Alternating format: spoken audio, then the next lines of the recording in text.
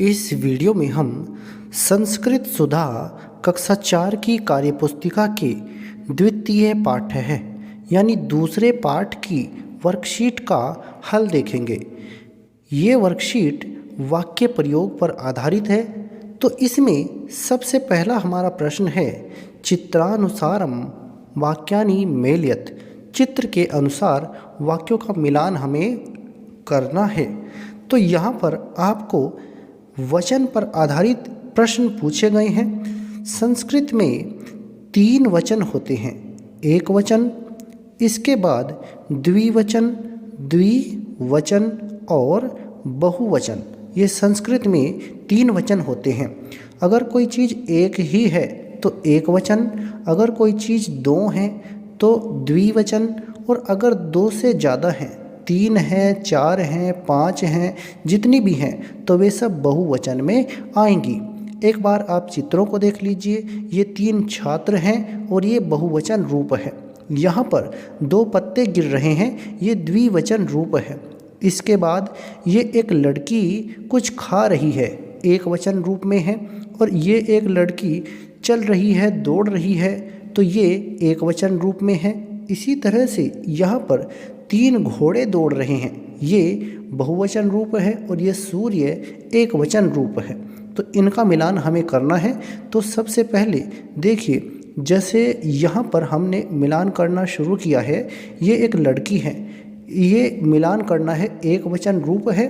बालिका खादती, लड़की खाती है। इनका हिंदी अनुवाद भी हमने लिखा है, तो एक वचन को आप इससे मैच करेंगे, लड़की खाती है। इसी तरह से ये जो है, ये 3 छात्र हैं, छात्राः, इनको आप कहेंगे छात्राः पठन्ति, बहुवचन रूप है, तो छात्रा पठन्ति, ये विद्यार्थी जो हैं ये पढ़ते हैं। इन्हें आप इस तरह से मैच करेंगे। यहाँ पर ये सूर्य उदय होता है, तो सूर्य उदय होता है, इसका मिलान हमने इससे किया है, सूर्य उदयति, सूर्य उदय होता है, सूर्य उदयति, ये एक वचन रूप है।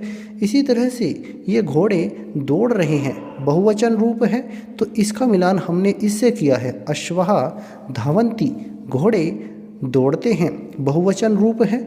ये देखिए 2 पत्ते यहाँ से गिर रहे हैं, तो इनका मिलान हुआ है पत्रे पततः, द्विवचन रूप है, पत्ते गिरते हैं या पत्ते गिर रहे हैं, 2 पत्ते गिर रहे हैं।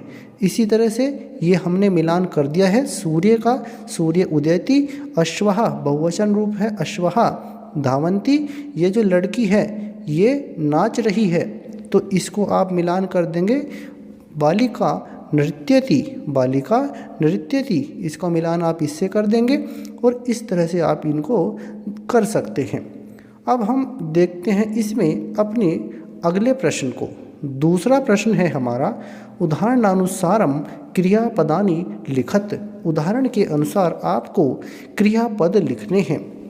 तो यहाँ पर धातु रूप दिए गए हैं, जैसे पठ धातु, लिख धातु, हस धातु, खाद धातु, ये धातु रूप आपको यहाँ पर दिए गए हैं, जैसे पत धातु, चल धातु, वद धातु, खेल धातु, गम धातु, दृश्य धातु, नी धातु, पा धातु, ये इस तरह से धातु रूप दिए गए हैं। तो उदाहरण के अनुसार आपको इनके रूप लिखने हैं।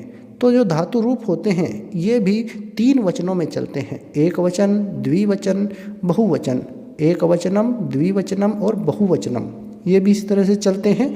जैसे पठ धातु का है, पठती, पठतः, पठन्ति, तो इसी तरह से लिख का बन जाएगा लिखती, लिखतः, लिखन्ति। इसी तरह से हस धातु का बनेगा हसती, हसतः, हसन्ति। इसी तरह से खाद धातु का बनेगा खादती, खादतः, खादन्ति। और पत धातु का इन्होंने दिया है पतसी, पतथः, पथथ। तो इसी तरह से आप लिखेंगे चल धातु चलसी, चलथः, चलथ। वद का वदसी, वदथः, वदथ।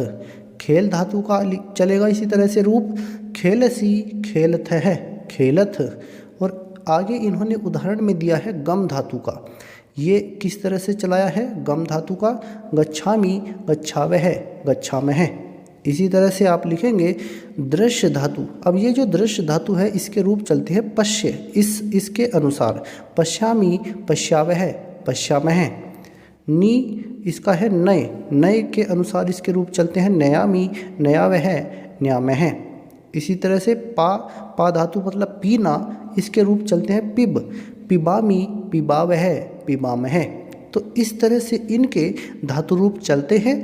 आप इन धातु रूप को याद कर सकते हैं।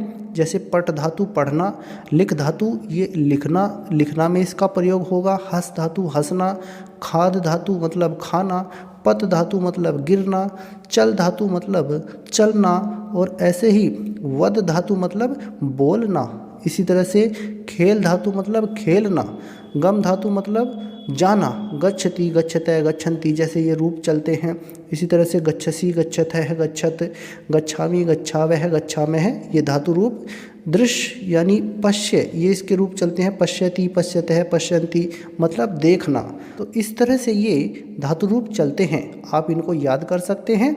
और इस वीडियो में हमने संस्कृत सुधा कक्षा 4 की कार्यपुस्तिका के द्वितीय पाठ है, दूसरे पाठ की वर्कशीट का हल देखा है। अगर आपको यह वीडियो अच्छा लगा है तो कृपया करके इसे लाइक और शेयर करें और हमारे चैनल को सब्सक्राइब जरूर करें। धन्यवाद।